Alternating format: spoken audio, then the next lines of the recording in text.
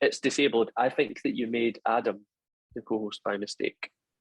Let's just try that again then. You can do the presentation, Adam, if you want.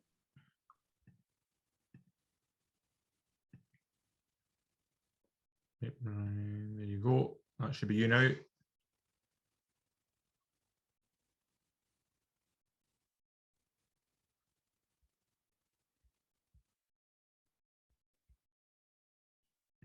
Unmute. Let me just press buttons. Put it into presentation mode. Can you tell that I've done this before? Slideshow, there you go. That's it. Lovely.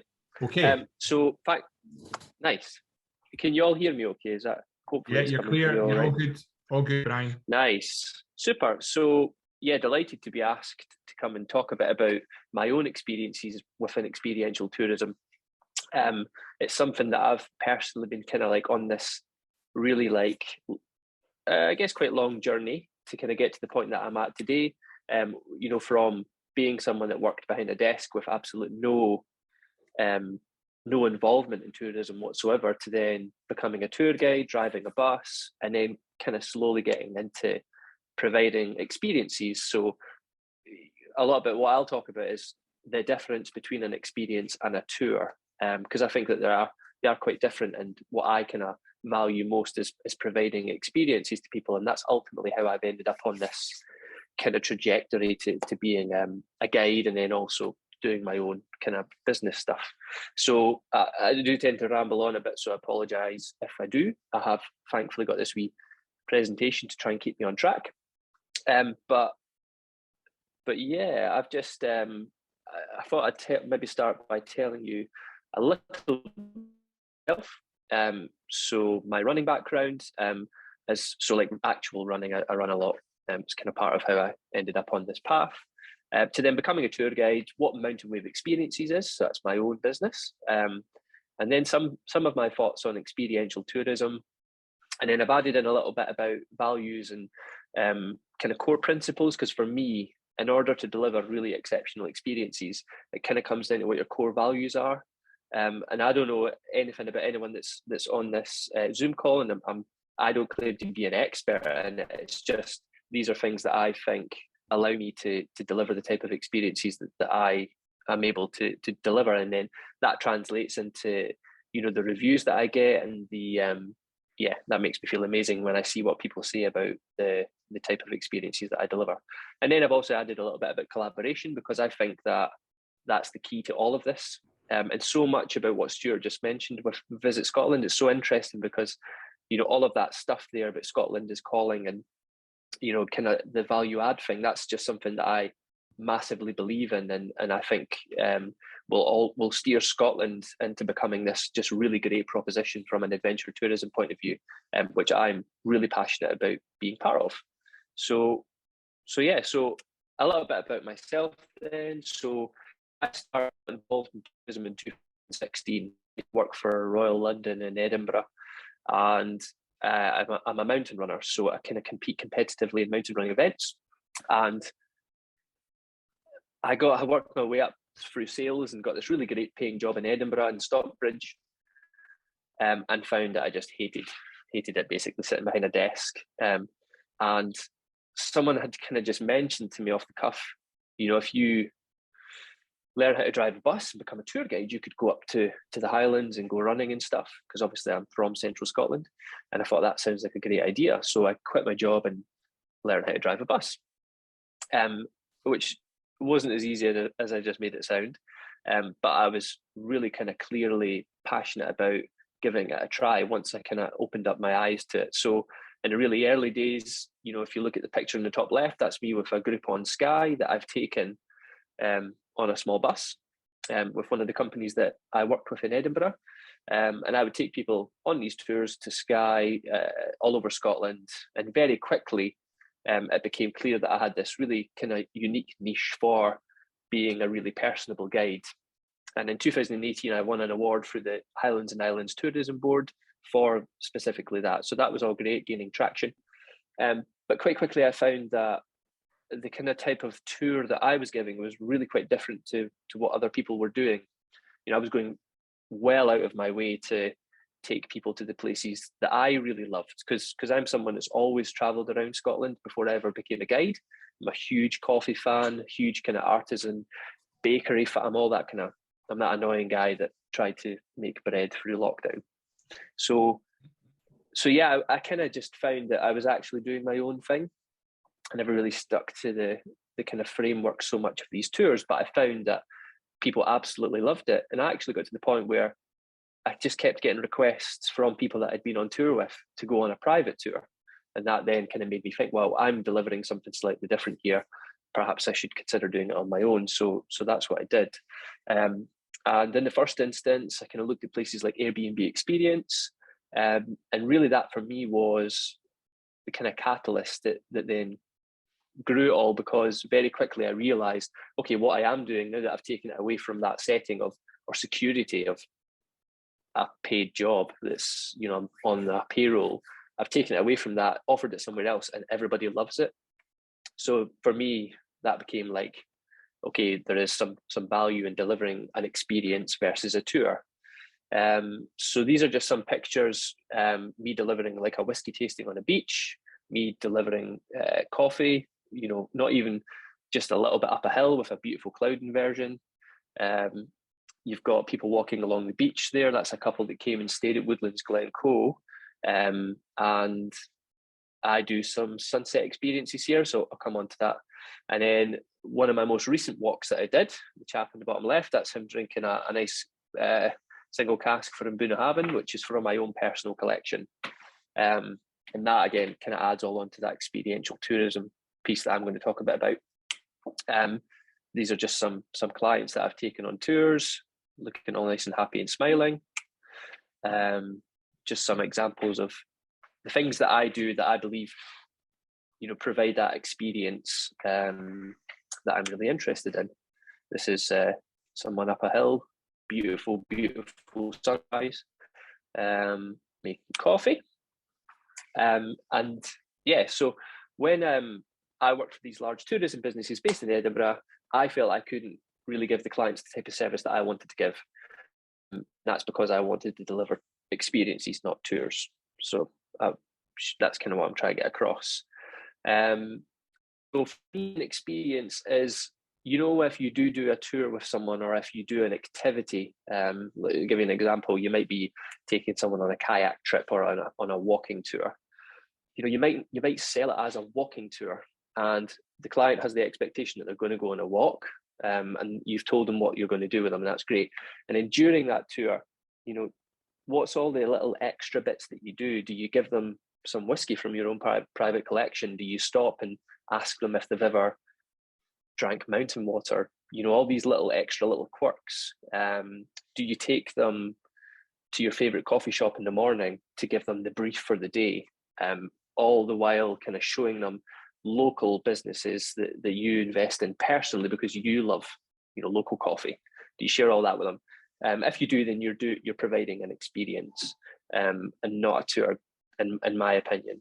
And by creating those memorable moments throughout it, you deliver long-lasting and a long-lasting impression on the client, which will help them decide to come back and do it again, to tell their friends and family, to review you, and really just provide this kind of strong value add that I think, you know, is just a brilliant type of proposition for Scotland. Because first and foremost, I act as an ambassador for Scotland, and because I came from like a desk job, and I came into it with not really much expectations. I didn't study tourism or anything like that at university or anything.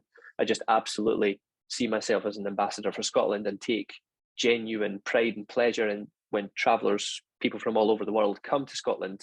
You know, I know that they're going to go back to Canada or wherever they've come from, and they're going to talk about this tour or experience that they had with me, and it's going to have, you know, that acts as what their impression of Scotland is, and I take personal ownership of that. And I think because I have that really strong value, it allows me to, or get, you know, it's that experiential tourism piece versus standard tour. So yeah, so just some examples. So if I'm like on a walking experience, I always talk to clients about memorable moments, and an example could be that everything that I do is kind of bespoke. Although I do tend to find that I deliver pretty much the same experience, but it's bespoke in the sense that I have really strong questioning skills, like pre-tour. So I'll really be quite specific in asking, the client about what they want to experience, and I'll use that word. And it's interesting because what I found is I'm an outdoor professional, I'm a mountain leader as well, and I find that people think that they want to go up a huge mountain and go on a kind of arduous hike, but quite often by just asking certain questions, I find that I end up doing something way more, walking low level in a glen, for example, pointing out features, stopping for lunch, sharing whiskey. I've always found that type of experience, gives just so much more value add to people. And I only got to that point because I questioned them beforehand to understand really what they would mostly benefit from by going on a walk or a hike with me. Are they interested in wildlife? So really strong questioning to make sure that I provide those special moments, because it's an experience, not necessarily just a tour. Being quite imaginative in the products that I have. So, like one thing, if you were going Woodlands Glencoe website, you would see Sunset Experience, and that's something that I created when I worked here. I will come back and explain what Woodlands Glencoe is in a minute. But that's a product that I created here for the guests that stay at Woodlands Glencoe as a huge value add to the overall proposition of the accommodation here. So customers come, they stay in lodges, and they can go on a sunset experience. And that might be that they go up to like a viewpoint with me. These clients here, this is a couple from last year, and actually this is not a couple that stayed here. This is just a couple that saw the sunset experience on the website. And they're drinking some Prosecco that I carried in my bag. And that is a 1.5 mile walk to get to that viewpoint. And it's only about 500 foot of a climb. It's nothing major, basically. And I've even done that walk with clients that have walked with their dog in a buggy. So there you go, interesting. But taking them to that point, talking to them about the view that they're looking at. So this is looking across to Ardnamurchan. I know that you guys are in Dumfries, but anyone that's maybe come up to the kind of Glencoe Ballachulish area, that's Ardnamurchan, and just being able to see that view. Now, this is not something that they would ever experience anywhere else, because the kind of general proposition is go on a hike up Ben Nevis.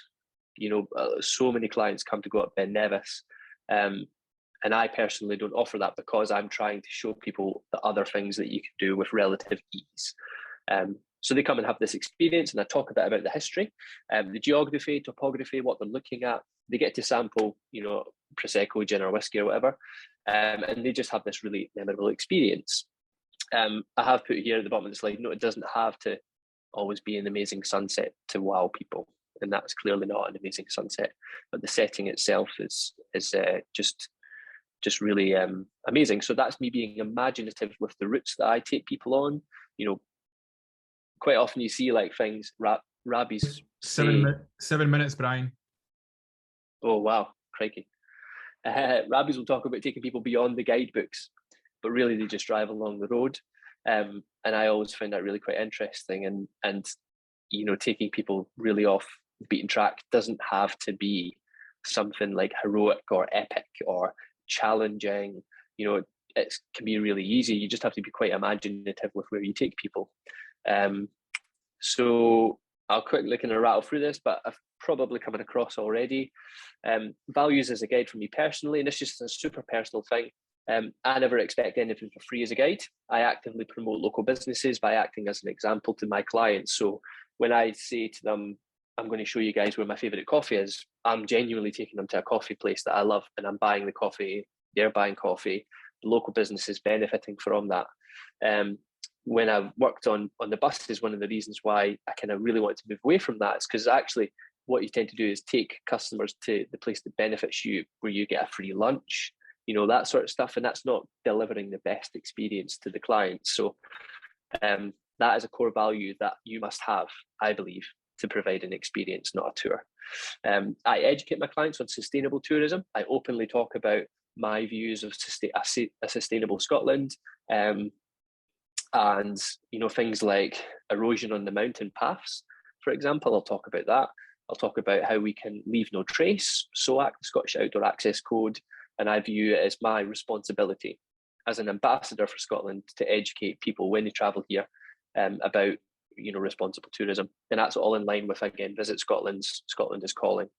And I'm also open to collaborate with anyone that wants to provide an exceptional service. I don't hide anything that I do, and I openly reach out to anyone. So in my local area, I've actively reached out to many people to meet up for coffee, to talk about what I do, what they do, how can we work together. I think that's really, really important. The bottom there just talks about how I see myself as an ambassador first for Scotland. Some tips, I spoke about it before, but if you want to be delivering experiences, so being quite imaginative with your products, if you're a mountain bike guide, what are the value adds? What's the USPs? Will you stop and make your client a coffee, for example? Are you someone that loves making coffee via AeroPress in the morning? Well, you could do that for your clients, because 9 times there's a high chance that it'll wow them. Mentioned it quite a few times, but being an ambassador, going out of your way to share the experience with your client, and in catering for everyone by adapting to the client requests. I think I mentioned that a bit there. Immerse your client in our culture as standard. Again, I think that's kind of all what I've said. This is a picture from a tour that I took to Islay on a whiskey trip, and it's a client that I took to Islay in 2018, and he booked to come back with me in 2020, and it couldn't happen because of COVID, and it ended up happening in 2022. So that's someone that stuck by me for all those years after one experience, because of the tour that I delivered him, which I think is just really quite powerful. And it's a nice little love heart on the beach. It's Machrihanish Beach for anyone that wants to know. But that's a bit about me. I'd love it if anyone had any questions. Like I said, I don't claim to be an expert. This is just my own experience. I'm really lucky in where I live and the opportunities. I've obviously moved to the Highlands now, so Woodlands Glencoe. My partner, that's her family business. So we lived in Glasgow when I was kind of being a tour guide on the buses, and I'm going through this process of trying to go out and deliver experiences, but not being a guide that hiked or like a mountain guide, but trying to deliver an actual experience. And COVID, we came and lived in the Highlands with my partner's family, and their business is Woodlands Glencoe. So I came on as an activity guide and introduced the experiences, and from that, I guess it's all just been really positive for me on a personal level to allow me to then do my own thing. I'm sitting in Woodlands Glencoe right now. I'm in their clubhouse, and it's a great place to live, Glencoe, or Ballygluish anyway. So hopefully that was okay. That's great, love man. it if anyone had any questions or yep. Do you want to just maybe, I know one of the things that comes up time and time again is obviously about creating content. And I know I did want to talk about that. I want to talk about that. Just maybe just briefly mention the fact, obviously, the experiential side of thing, but also how that links to creating content that you can start to use on social channels and things like that. Yes. So I didn't add it into the slides because I just felt like it was a good talking piece, and I don't want to social media can be quite scary if it's not something that you're totally used to doing. It's a bit of a minefield, understanding how it all works. And I don't think that you have to be doing it in order to be successful at any of this. But I did want to say that almost every single opportunity that I've had has come through social media. And all of the images that you've just saw are all images that I've taken by myself that I've then used to promote the tours that I do. And they're obviously, the wow images of moments that I've had with clients. if you it's promoting your business through Instagram, through Facebook, I think is just absolutely key to all this sort of stuff. And it is 100% the way that you reach these clients, because, like Stuart said, it's that 16 to 35-year-old piece. And they are 100% on social media looking at things to do. I don't know about anyone else, but on a personal level, when I travel somewhere new, the first thing I do is go on Instagram and tag, look at coffee, and I find out where the coffee places are. I look at tags for locations that I like. I recently went to Wales to run a race, and I used Instagram to find places. So people are absolutely on it looking for what to do by using the tags. So I think, like, if you're able to invest time or money into having someone help you have really, really guided social media, then that is absolutely crucial to like a successful adventure tourism business, because everybody wants to share a picture of the hike that they've done or the places that they visited on social media. I personally have benefited massively by utilizing the kind of social media skills that I have and creating content. So I never ever go on a tour with camera and make a point of taking pictures of clients with a view of sharing on my socials and giving to them as well. And that's something that we generally probably are doing. Everybody takes a photograph now, whether it's with your phone. Your clients probably want pictures of themselves, and using that on your socials daily to really share content is key to all of this, I think. Thanks, Brian. We've got Stuart with his hand raised. Is that a question, Stuart? And anybody else have any questions? I was just going to make a comment, and you've sort of alluded to there, Jason. The quality of your images in that presentation are outstanding, and I think that and social channels makes a real big difference, because you get it's not just here is a picture of a mountain, it's actually something that's happening, or you get the emotion and everything that's in there. So crack it. And do you are those generally with a camera or using a phone? So the majority of them are with a phone. Well, there was some drone stuff, but then there's more than half of those images were from a phone. So it just shows you that you don't need to lug. I mean, he's lugging Prosecco and coffee and everything up the mountain, so he doesn't want another big bloody camera. Well, you can use your phone to be able to do that, and then in time use that. And I mean, some of those images that you've got there, Jason, Visit Scotland are crying out for those, because there are some good images in Visit Scotland, but they tend to be traditional tourism photos. I'm not enough tuned, Jason, like in Northern Ireland, but I think it's, if you can capture that and you push those out and you're tagging Visit Scotland in them and everything, they'll grab them and they'll use them. I know that I've been sort of following quite a few of you now on social media, and some of the images that you're creating, that just, it's reinforcing what Brian's saying there, and what we're all reinforcing in terms of social channels and content and engaging with people. Does anybody have any other sort of questions for Brian while we've got him this afternoon? Ask me. Esther. Yeah, thanks. So actually several, but coming back to where we start, where we left off, of how much booking do you actually get through your social media, or is the booking actually through your website? Bookings come through my website. Right. Okay. Typically, I often get people asking me on social media, and I also offer, like, I do quite a few different things. So for example, I also do run coaching, and it ties in because I offer my running clients a guided run. Like, my USP is that I do guided trail runs in Glencoe, and so often it's people that have like looked me up on Instagram, they've maybe messaged me, and then a few weeks later I tend to find I get a client request on my website. So having a great website is that authenticity for the client, because these social media is like the catalyst that gets them going and gets them interested, right? And I don't think it's easy to really see in real terms. Like, I don't think you should think that social media will be like, I can clearly see I've got this sale from this post. I don't, if you view social media like that, it'll just do your head in.